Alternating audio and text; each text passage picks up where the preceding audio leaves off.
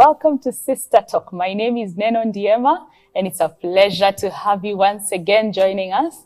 We are on Elevate TV, and we want you to talk to us on our social media platforms at Elevate TV Kenya. Feel very free to interact with us. We long to hear from you and to get to know what are you learning from us.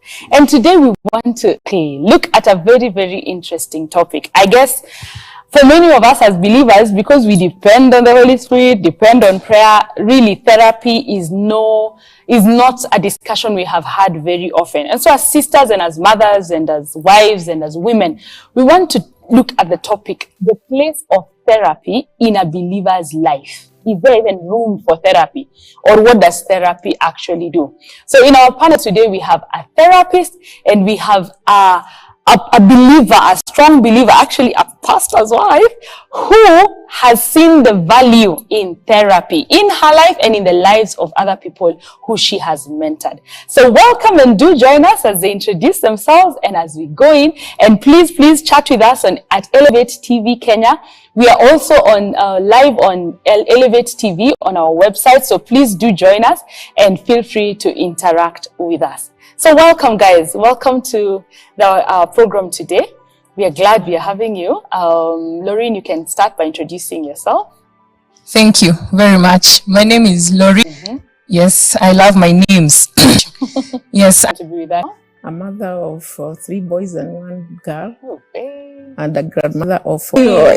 Okay, so what do you... Third public servant. And counseling, I do counseling, but counseling is kind of part-time. Okay. Because I do it according to appointments. Yeah.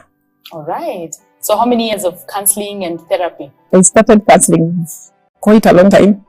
In the early mid 85s. Wow. Because I got introduced. Okay. And then HIV was quite plenty of counseling. Okay. So you started off as a health worker. And then later I went to college. I went to University of Nairobi to do counseling. Why counseling? What is the need of counseling? Well, counseling for me is very important because it opened up my mind. Okay. And if it were not for counseling, I don't know where I would be. All right. Yes, because as a mother, as a wife, there are many challenges of life. Okay. And sometimes you don't know how to cope. Okay. So for me, it was an eye-opener. Okay. And it pushed me even to become a believer. Because now, without God, then wow, you are lost. I love that. Yes. The counseling actually pushed you to become a believer. Yes. I'd like us to just understand a bit, because we're using terms that maybe even our viewers don't really grasp them fully. Yes. What is therapy and what is counseling really? Or rather, what's even the difference between the two of them? You can help us with that. Yes, counseling, is a relationship between a counselor or a therapist. We interchange the words counseling and therapy. Okay. And therapist. Okay. So counseling is a relationship whereby you use word of mouth by talking to a client and then helping them to open up. And you're able to, as you talk to them, use the skills that you've been trained for. Yeah. So that you're able to communicate and understand them fully. Yeah. While therapists, interchangeably use therapist because it's also a healing process. Okay. Therapy also, it is borrowed from the medical term because, in therapy, we were not just using an empty talk. In therapy, we were using drugs. Okay. So, but we interchange them because the end product is still healing. Okay. Yes. Okay. Yes. So all that, the relationship, the drugs, everything, the aim is to bring healing to this other person. Yes. All right. Lorraine, I'd like to know, now that you tell us you're a pastor's wife and all that, do you see a need for therapy in church or for counseling in church? I want to believe once you have the Holy Spirit, you're a believer, what else do we need? You're prayerful, really. Why go talk to, say, for instance, Paris and ask her, hey, so I have this problem and this problem. Do you see a need for therapy in the church today? Actually, I think it is imperative that every adult go through counseling as part of adulting, what the young people call adulting. Yes. But back to the question, focus on the question. It is important for a believer to go through counseling. Okay. The reason being, we have different experiences as children and as adults. The Lord finds us at different stages of our lives. That's true. So some give their lives to Christ as children, as adults, and there's a phase of life you have covered. Yes. Okay. And you are an emotional being, you are a human being. So these experiences have imprinted on your heart and on your soul. True. That's true. So depending on your personality, your socialization, you have learned coping mechanisms that may have been unhealthy. Okay. So when you become a believer, it just becomes easier, I believe, because of experiences, for the Holy Spirit to pick out those things that are in error of his ways, for you to deal with them. Because in your quiet time or in your fellowship, he's able to point that you respond too angry very fast, and he's able to point that out.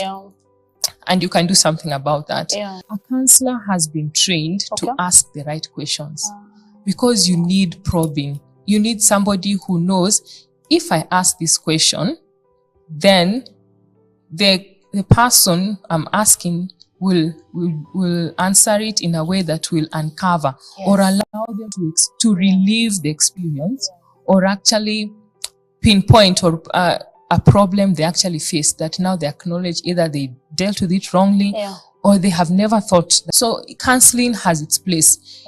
In the same way, when you are unwell, if it's just a flu, it should get, by 3 days, it should be done.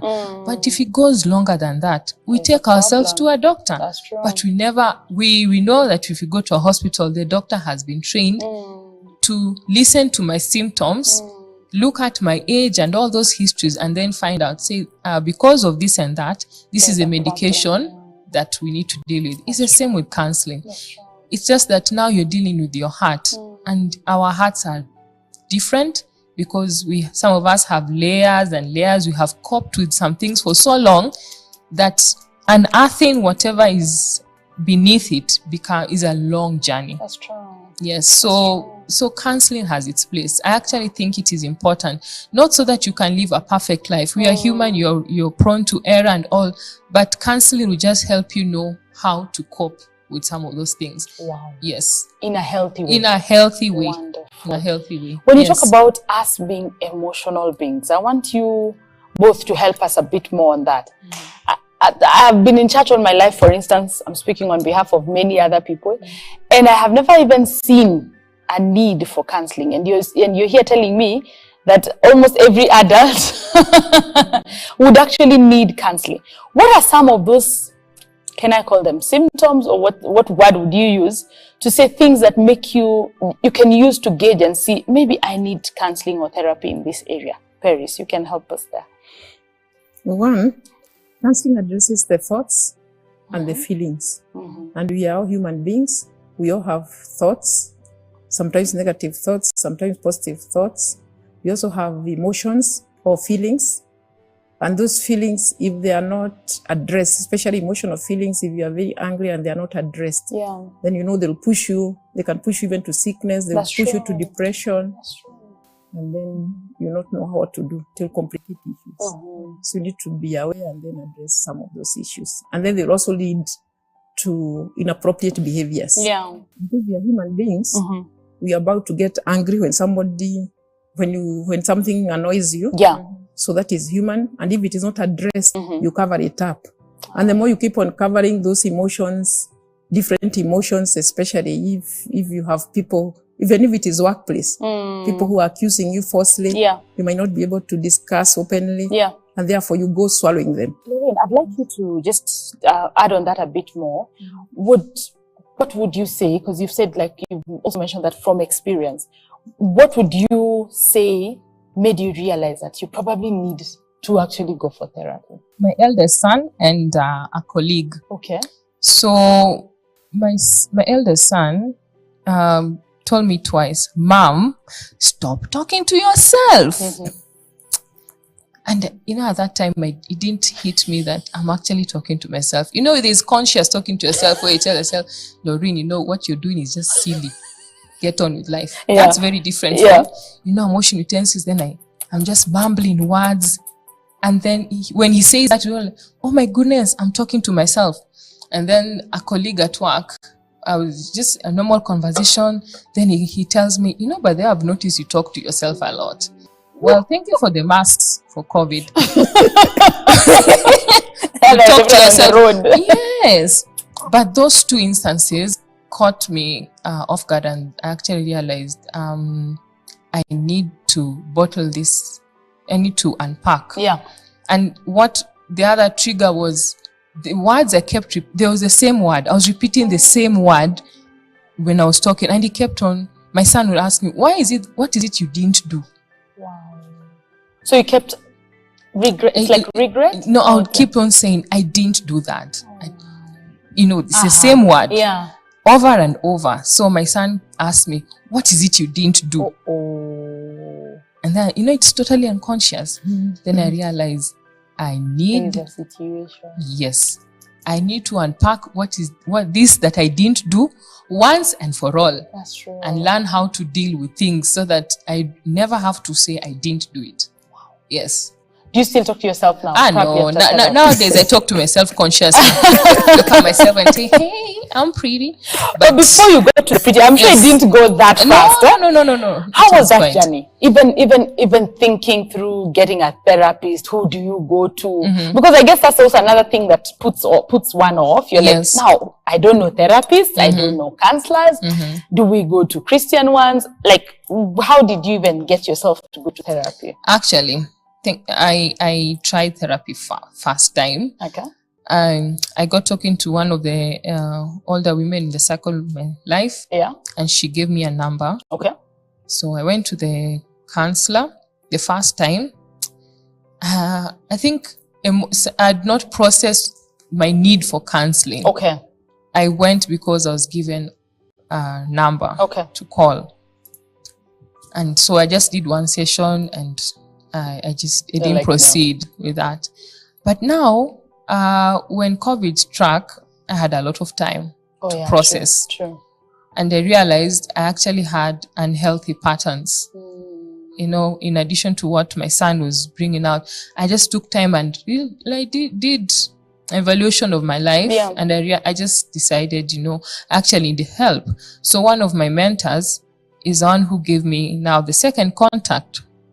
And the second contact is actually a friend, somebody I know. So I was comfortable with, opening up. Okay. So it took me a while. It was a journey. We did 4 sessions, but it was 4 sessions with continuous. I wanted to take a break, but she told me that you don't break.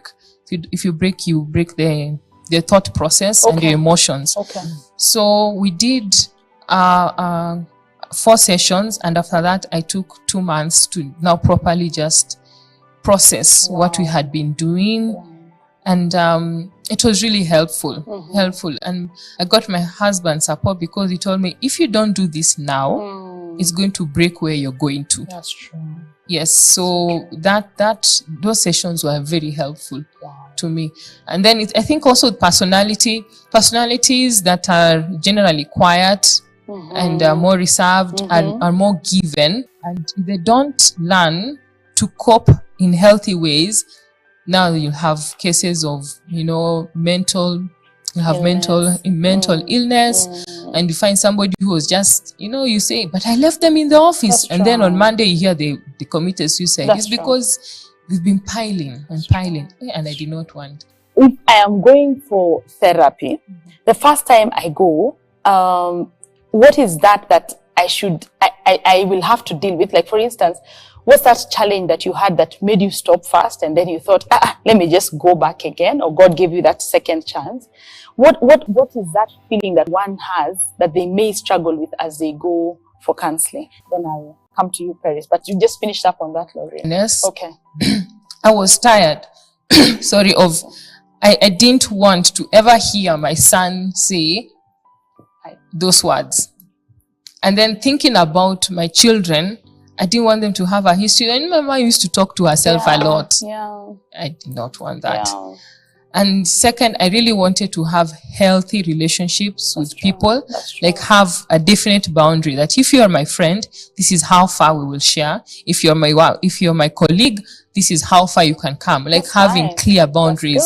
I wanted to have that. I didn't have that. So as I say, during the lockdown, it was a lot of time to reflect. And that's one area I said, I'm going to deal with things once and for all.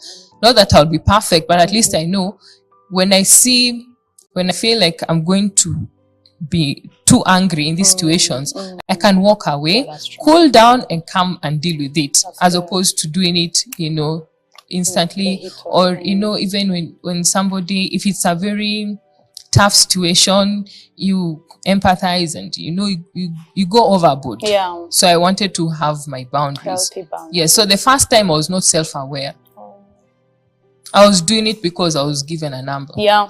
Because somebody saw that, hey, you get angry too fast, But until I told myself that this situation needs to be dealt with once and for all. Yes. So self-awareness is important. Yeah. So you yourself of the way. Yes. So that you can get those issues addressed. Yes. I'd like to hear from you, Paris, now that you're a counselor, a therapist. Have you had to do therapy or counseling yourself, for yourself, not for others? Yes, I have. How did you even get there? we think therapists have it all together, We are human beings to start with. That's good. And therefore we have emotions. Yeah. We have our own belief system. We have thoughts. And therefore we are just like any other person. But I just wanted to comment from what she has shared. Even the Bible says, out of the heart, yes, the mouth speaks. Yes. So you realize she had unfinished issues. We call it unfinished business. Okay. That means she had very many things that were piling up in her mouth, and there's something in her heart, and there's something that was disturbing her, and she was not aware that she used to talk about it. So the son identified, mom is getting crazy or what? When people talk to themselves. In fact, if you walk through this Nairobi, you see very many people talking to themselves. She said, thanks to masks, at least we don't see too much. But yes, it's there. So you realize people have many, many unfinished issues. Yeah. So counseling addresses some of those issues. Once you become aware, then you can be helped. Yeah. What is it that makes this person keep on repeating these issues? And then also she becomes aware. Yeah. Because unless she was given a feedback, she would have thought it's normal life. Yeah, that's and then true. finally she might go out and scream if she's very angry. And then people might think, what is wrong with this person? And give her feedback. Yeah. And it was a positive feedback because the mother took it positively. You don't leave any stone unturned. Yes. Keep chatting with us, keep talking to us on our social media platforms, as in we want to hear, have you ever even thought of therapy? Has it been something you have, pondered about or been wondering about, and you'd want to get to know what it is all about? So we are here to discuss that and to have you also learn from our panel today. But we want to hear from you. Elevate TV Kenya, YouTube, Facebook, name it, all our social media platforms. You can find us there, and let's keep talking. But just before we go on a short break, I'd like to ask, are there, especially us as believers, are there misconceptions that we have about counseling? Are there things that we think, that one is for so and so, that word is not for me? Have you seen misconceptions? Like even when, Laureen, you tell someone you did therapy, is there a way that we believers respond and think, what's wrong with you? Or is there one or two misconceptions that you can say are there in the area of therapy? I think one thing that I faced is people think that if you go for therapy, you are in the deep end. From that stage, you should go to a mental hospital. No, it's just like going to a hospital for a flu, Yeah, so we need to, or the second one is that you have lost your faith. Yes. You have lost your faith. Yes, it's contrary to your faith. Okay. Which I think that's a serious misconception. That's true. Yes. I say that because when you look at, as I said, counseling just helps you. The counselor is trained to ask the right questions or to help you, in your own words, relieve a situation that may have bothered you. Okay. And so when I was just reflecting on scripture, I looked at the story of David, David in his eyes was perfect until Nathan told him the story of the rich man who took the poor man's ewe. Yes. So until that point, David was perfect. That's true. So true. But the story Nathan gave made him realize, I have done wrong. That's true. Yeah, so counseling just helps you realize there are things you need to deal with in yourself. So it is not a contradiction of our faith in Jesus Christ, none whatsoever. Yes. In fact, if we can bring those things out to the light, then the Holy Spirit helps us to even deal with them better. Yes, exactly. And like when you're completely unaware and you think they say, be careful, you don't think you're still standing, and maybe you're fallen. You fell a long time ago and you still think you're standing. So maybe counseling or therapy helps to open your eyes to the reality of things. Completely. That is so good. Yes. All right, Paris, any misconceptions, and especially because you're in that field yourself, anything you've seen as, especially believers? That's a loaded laugh right there. Yes. I'm a believer too. But because now I joined because counseling also, there are things that cannot do. Of course, they cannot answer God's things. Okay. And therefore, even as much as I became a believer, I still had unfinished issues from my past life. Okay. And then, of course, what happens is when you become very emotional, she talked about personality. And personality, some of us can get very angry. And as she said, she's maybe an introvert. Yeah. So she doesn't share. Yeah. Some of us are extroverts. Yeah. So when we are angry, we throw words. And you can imagine if you throw some of those negative words to your partner. That's true. If you're not careful, it can end up in fights or abusive language, verbal communication. That's true. And therefore, it is very, very important that you become aware. Yeah. Because, when you are angry, you get what we call emotional blocks. So you don't even care how you talk to people, how you throw words. People even stab each other. Yes, exactly. Because of anger. I'm sure even like this COVID season, you have heard that people have been fighting. That's true. And those are some of these issues people would be able to talk and sort out or even share. And we always say a problem shared is a problem half solved. So, because now some of them are emotional, others do not talk. Yeah. Especially if you also don't understand your personality. That's true. You don't understand your partner's personality.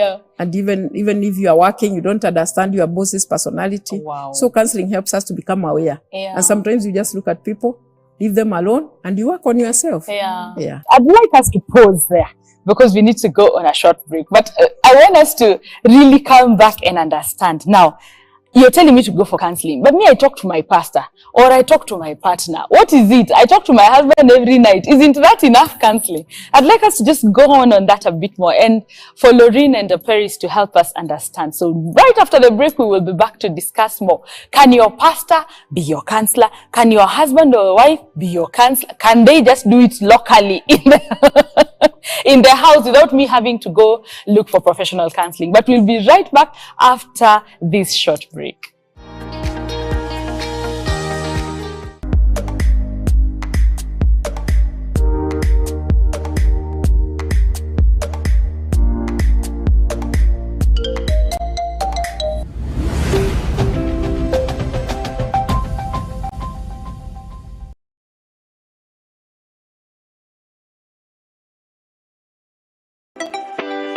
Pastor Assunta Juma and the Life Church International family invites you to a 2 days Women of Power Conference 2022 on Friday 8th and Saturday 9th of April at the Apostolic House, Kenya Cinema Plaza, Nairobi. The theme of this year's conference is the Woman of Virtue.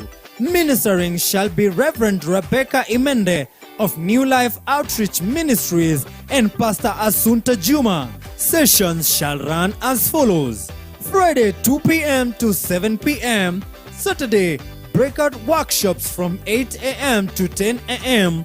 followed by a spiritual clinic with a panel, and finally close with a grand rally from 2 p.m. to 4 p.m. Come and partake your divine encounter.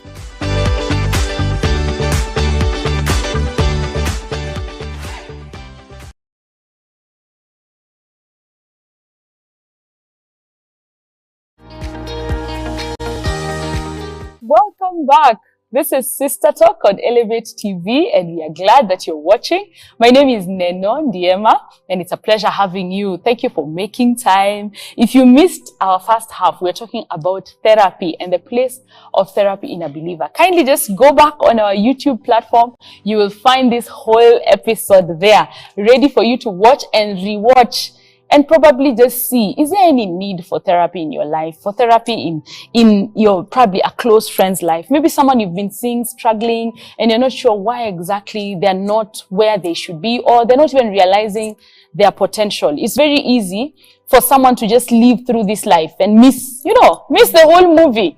And you've been there the whole time. So if you see a need in your own life and you want to reach out and you want someone to help you, please feel free to interact with us. Help us to know. Get in touch with us. We will help you to at least find help where you can. But today our topic is the place of therapy in a believer. And Paris is a therapist, a counselor. She's telling us her side of the story and what she has seen as a counselor. And also Lorraine, who has been through therapy and has also been in church and as a pastor's wife, is telling us where is the need? Is there even need of therapy or counseling in our society and in church today? So back to our discussion. I am already feeling like I think I should just have a therapy session. Especially with that part of ignorance. I'm like, wait, we could be talking about misconceptions, but I myself could be ignorant, and I'm thinking, I'm good, I'm talking about the rest of the people.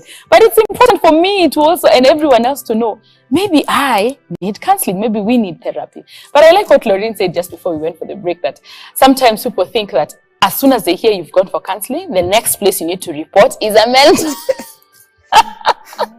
it's a mental hospital. God help us not to be missing such golden opportunities to get healing, because we are still thinking people will see us as sick.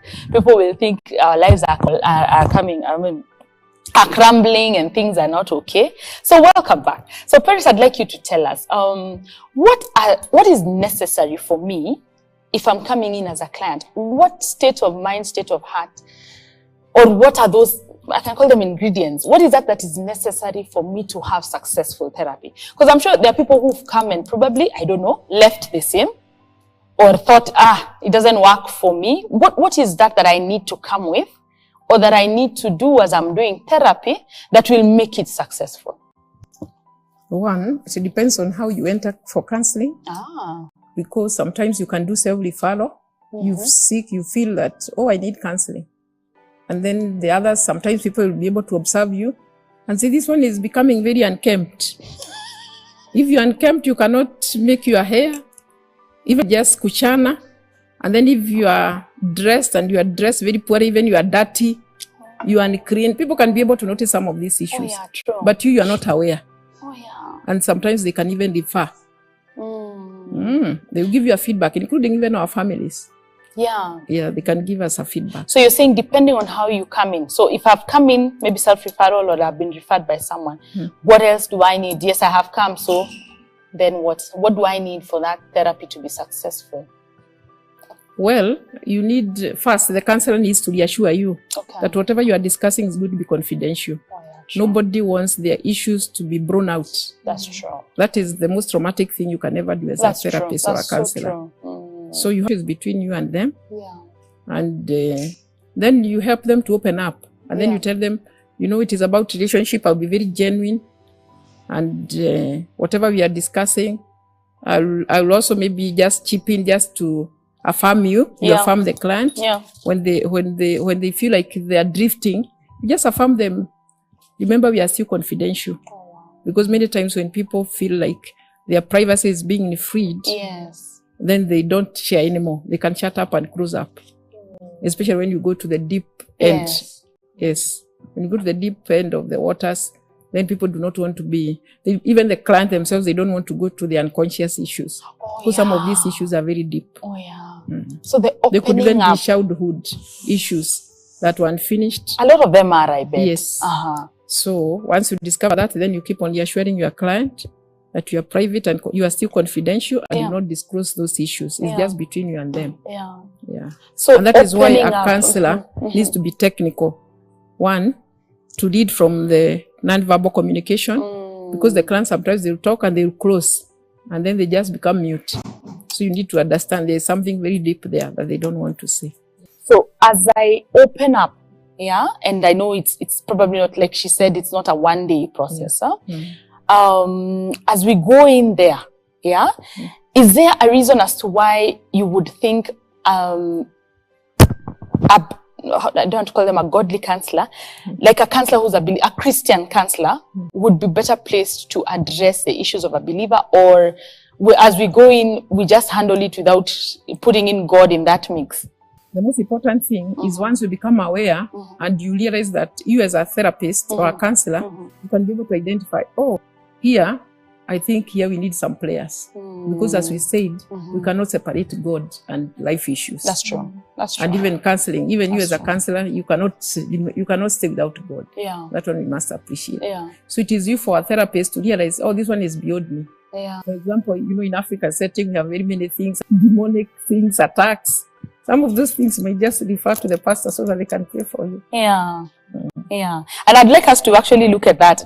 Can our pastors just be our counselors, and do we really need the professional counselor? But hold the thought.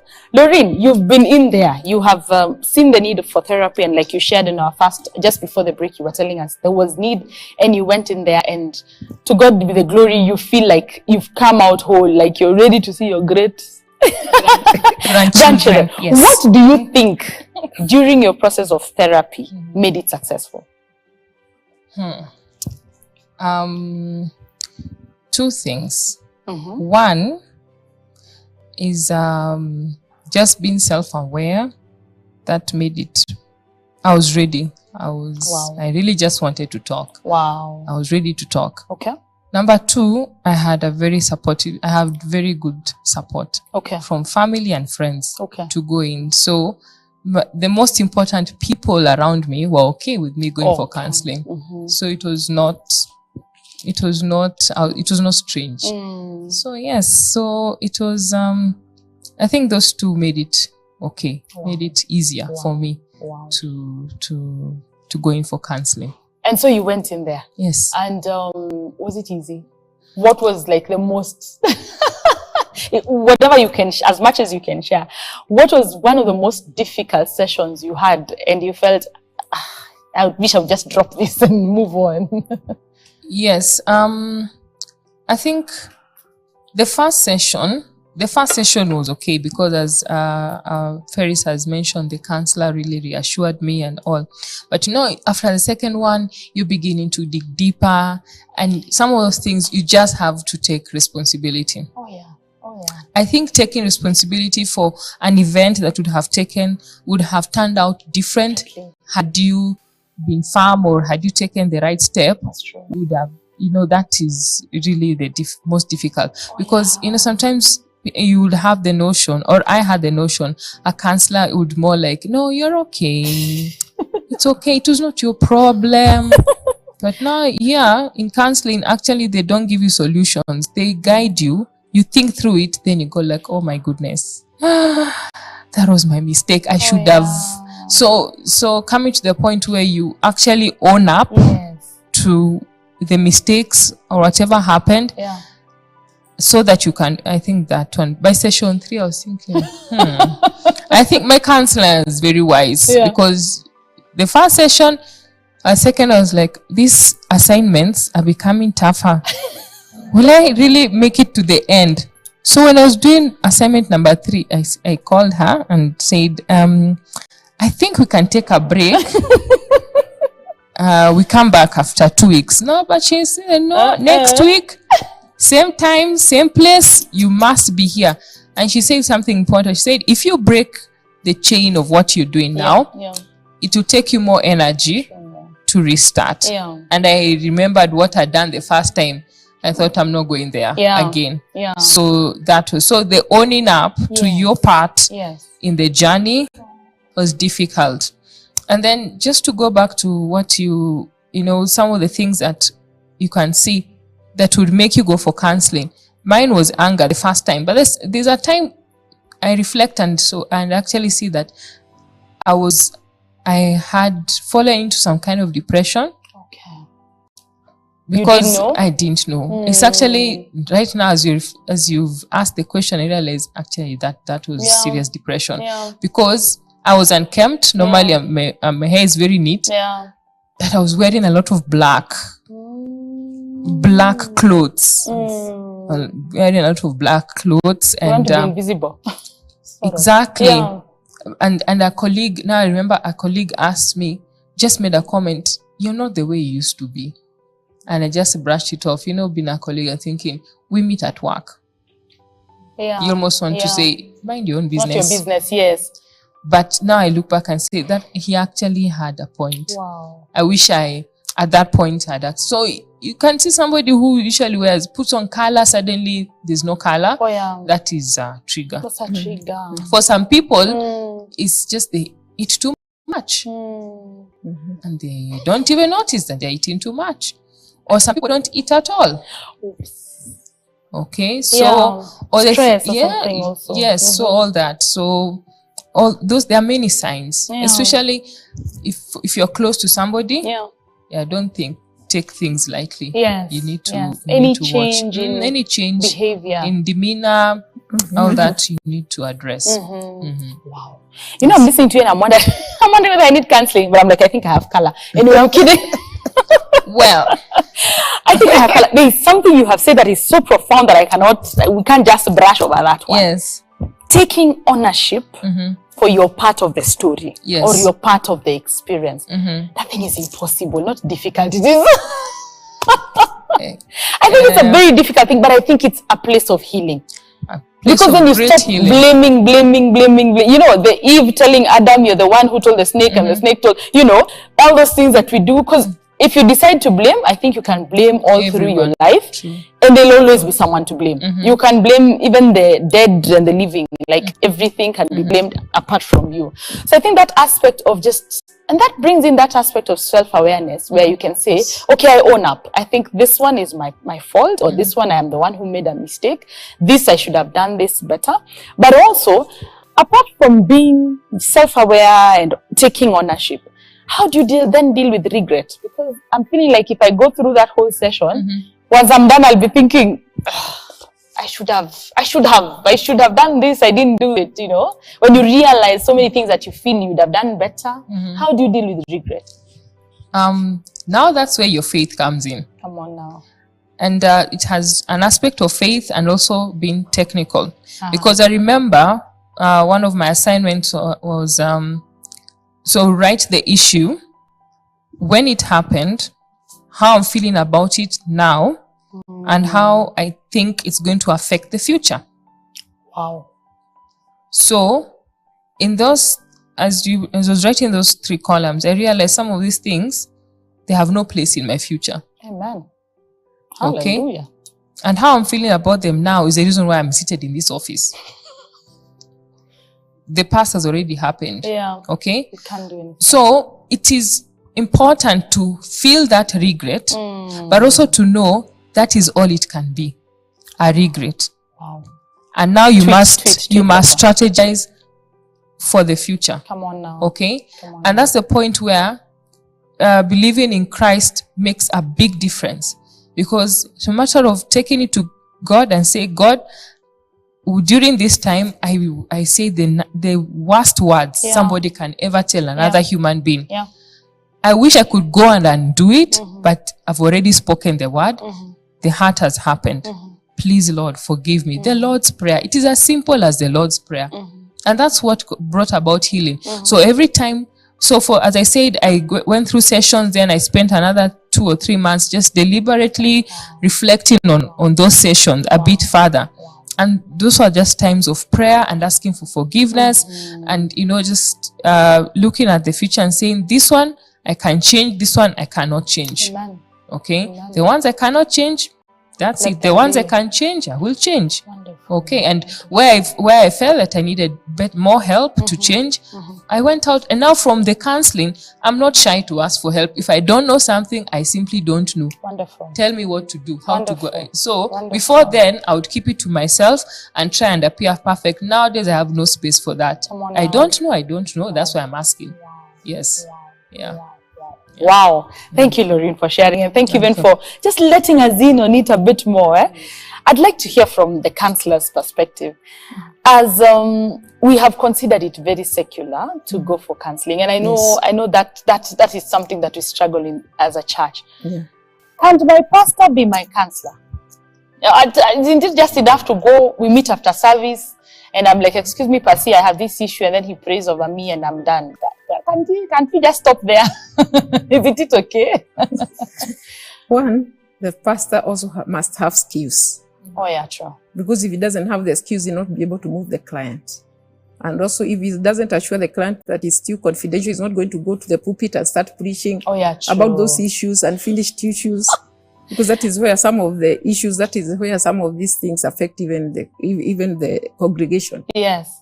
Especially if you tip something that somebody, even if the pastor did not go and say about me, but maybe had shared that issue, I will think the pastor is talking about me. That's true. And you drop out of that church. That's because true. you say, my issues were private. That's true. And confidential. That's true. So it is important to the pastor also to have some skills. Yeah. And so that also he can be able to move with the wave of therapy. Yeah. And then the pastor also have to separate issues. Yes. He has to set boundaries. Yes. There's time for counseling. Yeah. There's time for prayers. There's time for altar call. Yeah, those kind of things. So the pastor also must be aware. So in short, you've said the pastor can be a counselor if he is a counselor, or if she is a counselor. If he is actually trained. Okay, not even just trained and equipped for that. Skilled, yes. And for pastors also, I think they should feel free to also refer their congregants to counselors. Yes. And just say, this one, I think you need further counseling. So that we don't feel like, it stops with me, I am the pastor, how you make it look like you're the only one that the congregation can see, yet maybe that issue needs further counseling. That's important. The pastor's wife looks like she has something to add to that. Yes. Do you do a lot of counseling for free without even... Yes, as a pastor, we actually I refer people. Oh, nice. That's because, yes, we are trained. We are trained to be counselors, but also, as Paris has said, you need to have those boundaries. Yeah. And sometimes when you refer somebody in the congregation, a brother, a sister, they actually feel that they can open up easily. Okay? And now they get to separate what you say on the pulpit from their issues. Okay? Yes, I know there are pastors whose calling is purely in counseling. Okay, so we are all different. Yeah. So we are trained. At least I can tell at this stage, please go and so and so. Yeah, they can help you better. Yeah, and because you are a pastor, God has given us. God gives us word of knowledge and discernment, and you're able to tell beyond this point. We actually at this point we need to check and pray. Yeah. Yes, so they can be. That's good. Yeah, we are counselors. You're counselors. But in fact, I'm hearing a need of maybe every pastor doing some form of counseling training. It is at least, because you may still end up, even if you're not a counselor, you may still end up, because you deal with a congregation, and a congregation has everyone with their issues, their what, and they feel you're the first point of contact. So it can help. If you're a pastor out there, if you haven't gotten training on counseling, it could help. And I know Bible schools, I think, have a unit or so on counseling just to equip the pastors and the body of Christ. Wow, I'm loving this conversation, and I feel like it's being demystified. It used to feel like, hey, that thing, that guy, nani alienda counseling. You go like, hi, have you heard? She went for counseling, he went for counseling, and he's a pastor, and she's a pastor's wife. And you just think it is not a bad thing. It is like going to the hospital and getting yourself some medication.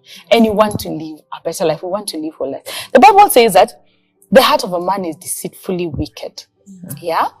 And maybe there's someone out there, they've already gone for counseling. Name it. Is it an ongoing process? Do you feel like all my issues will be sorted, or do you suggest that from time to time we should go for counseling, go for therapy? Or do you also, will we find ourselves, maybe I have done counseling in one area and maybe I will discover another area that I may also need counseling, Paris? As I said, we are human beings. Yeah. And sometimes also we have the emotional blocks. Yeah. because of some of those negative feelings we have. Yeah. We also have the mental blocks. Okay. Sometimes you cannot even think properly. Yeah. And especially because sometimes you are very arrogant also. Yeah. You feel, after all, I'm a counselor. What would a counselor, another therapist tell me? Yeah. But there are some things they might be able to identify that you cannot identify. Yeah. And as we said, we are all human beings. Yeah. And all of us are about to get some of those issues of life. So depending on the seasons of life, you may end up needing therapy again. Yes. Or in a different area. Yes, wow. Exactly. Lorraine, do you feel you're sorted for life, or will you ever find yourself again going to look for a therapist? Do you see now like it's something you would want to do from time to time or something like that? I think now that I'm aware of, and I know I've experienced the kind of help counseling has given me, I'll definitely seek out, because as Paris has correctly said, we'll have different experiences. When you lose a loved one, it throws you in the deep end differently. That's for sure. Okay. When you'll have different experiences that probably you don't have a coping mechanism yet. Okay. So it will be important for you to, just the same way we'll go for annual medical checkups. You should never feel guilty of going to sit with somebody. And you know, it's not a must that you go and seek like a professional counselor. As we were talking with a few friends, just saying, in our society we had older women. You know, somebody would just sit and tell you, I have seen that, I have noticed this is happening, or now that your children are teens, you might want to look out for this and that. But so far I see you're not doing it right. So just somebody or an opportunity to talk it out. Yes, let's not make it a habit or normalize bottling our emotions. And also the extreme is also wrong. You can't just go telling, now stand on us and now this is whom I am, take me as a no. You know, counseling also gives you a sense of worth, so you know your boundaries. Whom are you telling? What are you telling? That's good. Yes. That's good. Oh, that's profound. That's profound. Wow. We want to be healthy. We want to be well. We want to be whole. And experiences may come even now or later in our lives that may need us to go in for counseling. I think I like what you guys are saying. You're saying that because we continue to be emotional beings and to be more self-aware, the more we should allow people to call some things out. Yeah, because I think that's what a counselor will end up doing. They may not tell you on the face. They are very polite like fairies, but they'll still end up telling you the truth until you're like, ouch, that hurt. But allowing people around us to call it out, sometimes mentors, sometimes counselors when we have the opportunity, sometimes even our own spiritual leaders or our pastors or whoever it is in our congregation, or even friends. You know, when you can tell me, I think what you're doing is not right, then I can find help and get help for what I'm doing. I think for me, the thing I want to hear as we close, because time is out, unfortunately, the thing I would want to hear, one, Lorraine, you've mentioned boundaries, and I'm like, we need them. What is that? What was that for you? Defining boundaries. What did you feel you didn't have and then now you have? What has that come? I mean, how has that happened to you? And then for Paris, as we close, would you suggest that most or all counselors depend on God as they do their counseling? You'll tell us that, but Lorraine, first to you, what are those boundaries you're talking about as your parting shot? Yes, I think there are many books have been written on boundaries, but I think boundaries just create your sense of self-worth. That there's information about me I will never share. Okay. I will never share at my workplace. I'll never share with people who I consider just acquaintances. You know, just knowing what you share. Knowing what you'll protect. Okay. You know, like as your self-worth. Because I am Lorraine, I choose not to do this. Okay. Yeah, so it can be as simple as maybe you live together. Maybe I'm just saying an example. You live with 4 friends in a hostel, and you choose to say, because I like order, I'll keep my place orderly. Yeah. Okay? Yeah. And when it's my turn to clean, I'll keep things orderly. Yeah. But because of whom I am, I will not step into somebody else's space and do their cleaning for them. I will not clean up after somebody who knows they need to clean. Oh, yeah. That is this far a norm, so that we also don't get to the point where we are overstepping. Okay, and that can apply to many things. There's information I will not allow myself to listen to. Okay, you come and tell me about somebody, I'll tell you, no, I don't want to listen to that. That's nice. That's good. Yeah, because I know my worth. There are things I'll not take. See what therapy does. It has set it clear. Yes. Paris, in closing, we have a minute to go. What would you suggest to other counselors in the same field that you are in? Do you think we need Jesus? Of course, you can't do without God. I tell you. You are limited. Amen. Yes, you need God. There are some things that are beyond us. Even us, even now. There are things that only God can sort you out. Yeah. And for me, when I became a believer, I think my faith was more increased. Amen. And my relationship also with God became better. Amen. Because I was able to talk to God and tell him, I know this time I don't need to keep on pressurizing God. After all, he knows. Even before I ask, he knows. So it made me get closer to God. And once I ask, I'm very patient to wait. Amen. Yes. Amen. Wow. And the other thing I wanted to comment about the people of God, they also need therapy. Wow. Because all the co-grants, they take all their issues to them. And dump them there. There. And the more they listen to these issues, they get what we call burnout. That's true. So who helps the man of God, the man of God? And yet he's also human. And even therapists, we also need sometimes to go to another therapist to just share out some of these burdens. Because the more you listen about people's issues, you also carry them on. So you also need to share out so that you don't get burnout. Amen. Otherwise, you might get a very severe burnout, and then you also get sick. That's true. That is our parting shot. We all need counseling, pastors, all of us, including the therapists themselves. I think from time to time, as the Lord allows and as God reveals things to you, let us get help. Let us go out there and speak to people who can help us to define and to put our lives in order and have things in the right place. Thank you, Laureen. Thank you, Paris. We cannot pay you back for this. Thank you so much for your time. Thank you for sharing with us. Let's keep talking on our feed. My name is Nenoh Ndiema. I am signing out with a smile because I think each of us is blessed in their own special way. Wonderful.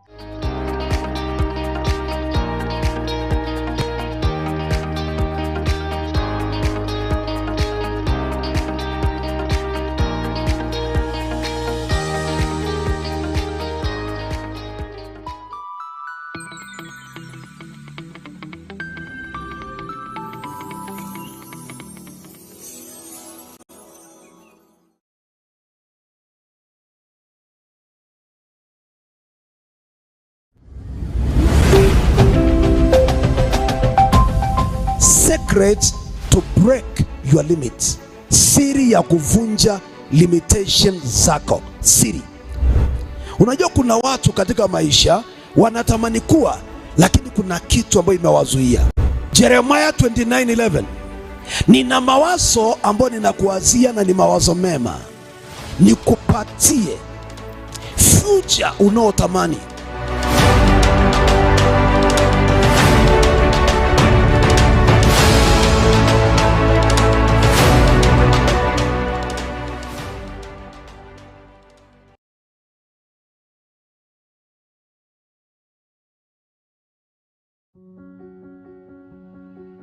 Some of the reasons for depression include when there is a great breach of trust.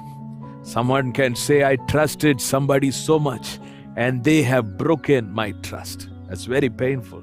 When there has been a great loss, either financially or in terms of relationship, it's a very painful thing. That's a question that arises in such situation when everybody around me are fine, or at least looking fine. Why I am the only one who's going through what I'm going through, this pain. Now all these things came together in the life of Joseph, the 11th born of Jacob. His own brothers, they hated him so much that they sold him as a slave. His father loved him very much, but still he was sold as a slave as a young man. Even in the place where he went to work in a foreign country, there was a wrong case filed against him. He's thrown into prison in a strange land with nobody to speak for him, even when he has not done anything wrong. But in spite of that, Joseph was not